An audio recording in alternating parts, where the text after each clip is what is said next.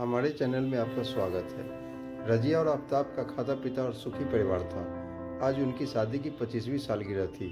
आफ्ताब और रजिया ने केक काटने के बाद सबसे पहले अशोक बाबू जी को खिलाया।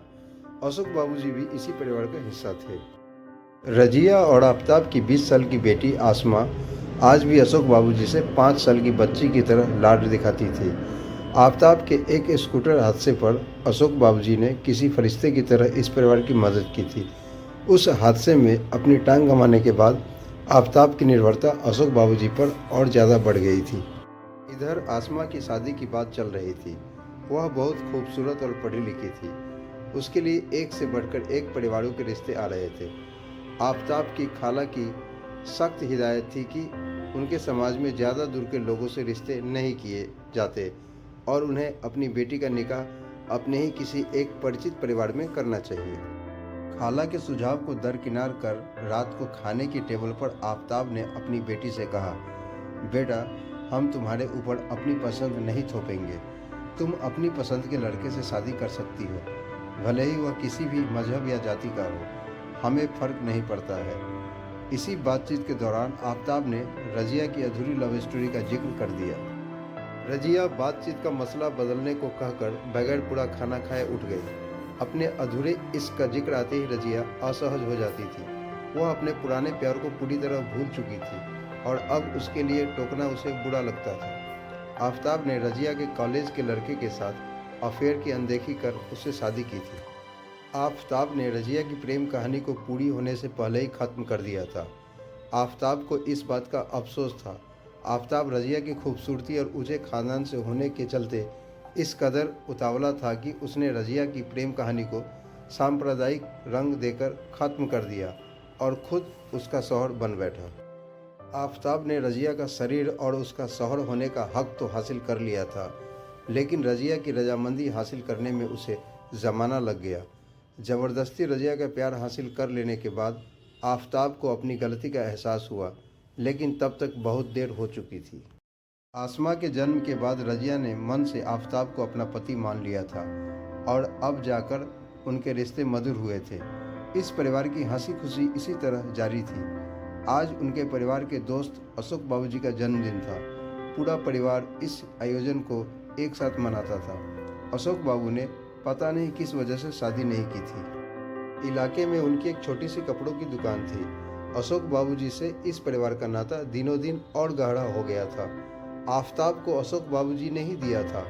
आसमा को जन्म के बाद सबसे पहले अपनी बाहों में उठाने वाले अशोक बाबूजी ही थे। कहते हैं कि इंसान के कर्म इसी जिंदगी में कभी न कभी उसके आने वाले कल को जरूर चोट पहुंचाते हैं। किसी छोटी सी बात पर नाराज होकर एक दिन दंगाइयों ने आफ्ताब के घर में आग लगा दी। रजिया और आसमा तो किसी तरह से पर्दों और चादरों की रस्सी बनाकर बाहर निकल आई, लेकिन आफ्ताब के साथ उनका खुशियों का आशियाना जलकर खाक हो चुका था। अशोक बाबूजी एक बार फिर इस परिवार के लिए फरिश्ता साबित हुए। भयानक अग्निकांड के बाद जब उनका किसी रिश्तेदार ने सहयोग नहीं दिया तो अशोक बाबूजी ने ही उन्हें अपने घर में पनाह दी। रजिया के अपने ही सगे संबंधी और समाज के लोग आफ्ताब की जगह रजिया को सरकारी नौकरी नहीं मिलने दे रहे थे। बीमा की रकम मिलने में भी मुश्किलें डाल रहे थे। पूरा शहर मानो इस परिवार की जान का दुश्मन बना हुआ था। अशोक बाबूजी को इस परिवार के लिए कई दिनों तक दुकान बंद रखनी पड़ी। पूरे शहर से लड़ना पड़ा, लेकिन अब 8 महीने बाद समस्याएं दुरुस्त होने लगी थी। आसमा का एक कॉलेज में प्रोफेसर के लिए चयन हो गया था। आज उसका पहला दिन था। आसमा सुबह सुबह अशोक बाबूजी के घर में फूलों का गुलदस्ता लेकर गई, पर वहाँ उसके पैरों तले की ज़मीन खिसक गई। आसमा की माँ रजिया अशोक बाबूजी के साथ उनके बिस्तर में थी। आप समझ सकते हैं कि आसमा के दिल पर क्या गुजरी होगी। आसमा ने फूलों को एक तरफ फेंक कर रोते हुए बेबसी में अशोक बाबूजी से कहा, आह, तो यह है आपके एहसानों की वजह। अभी उसके प्यारे अब्बूजान को गुजरे हुए पूरा 1 साल भी नहीं हुआ था और उसकी माँ गिरगिट की तरह रंग बदल लेगी। आसमा ने यह सपने में भी नहीं सोचा था। आज रजिया को अपनी ज़िंदगी का वह गहरा राज आसमा से साझा करना पड़ गया, जिसे वह गलती से भी जबान पर लाना नहीं चाहती थी। अशोक बाबूजी ही रजिया के बचपन का वह प्यार था जो परवान नहीं चढ़ सका था। आफताब द्वारा रजिया को बेबस कर शादी के बाद रजिया ने इसे ही जिंदगी मान लिया था। रजिया ने पूरी वफादारी से आफताब के साथ अपने रिश्ते को निभाया था। अपनी पूरी शादीशुदा जिंदगी में उसने अशोक बाबूजी की ओर मुड़कर नहीं देखा था। अशोक बाबूजी का उनके घर आना जाना था, लेकिन रजिया ने हर समय उनसे पर्दा किया था। यहाँ तक कि चाय पानी के लिए भी वह आसमा से कहकर या पर्दे की आड़ से पूछती थी। उधर अशोक ने अपने अधूरे प्यार के गम में जिंदगी में कभी शादी न करने का फैसला लिया था। आज जब हालात बदल चुके थे तो रजिया इनकार नहीं कर सकी। आसमा को यह दलील, यह सफाई पसंद नहीं आई। उसने अपनी माँ के चेहरे पर थूक दिया।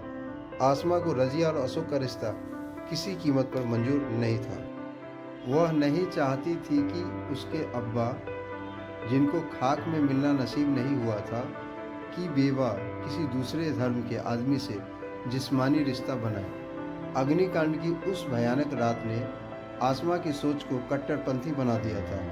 रजिया का जला हुआ मकान फिर से बन चुका था। आसमा को भी तनख्वाह मिलने लगी थी। तुरंत ही वे दोनों अपने नए मकान में शिफ्ट हो गए। रजिया और अशोक बाबूजी के रिश्ते को जानने के बाद आसमा को अपना जन्म नाजायज़ लगने लगा था। आसमा ने रजिया को घर में बंदी बना दिया और अशोक बाबूजी से बोलचाल बंद कर दी। रजिया का कोई भी तर्क और कोई भी सबूत आसमा को संतुष्ट न कर सका। आसमा की खातिर एक बार फिर रजिया और अशोक के मिलने का सपना अधूरा रह गया।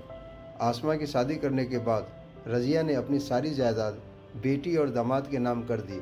अगले दिन रजिया बगैर किसी को बताए अशोक बाबूजी के साथ घर से भाग गई। यह काम अशोक और रजिया को आज से 30 साल पहले पूरा कर लेना चाहिए था। 50 साल की उम्र में वही काम कर उन्होंने अपनी अधूरी प्रेम कहानी को पूरा कर लिया था। यदि आपको यह कहानी अच्छी लगे तो हमारे चैनल को लाइक और सब्सक्राइब जरूर करें।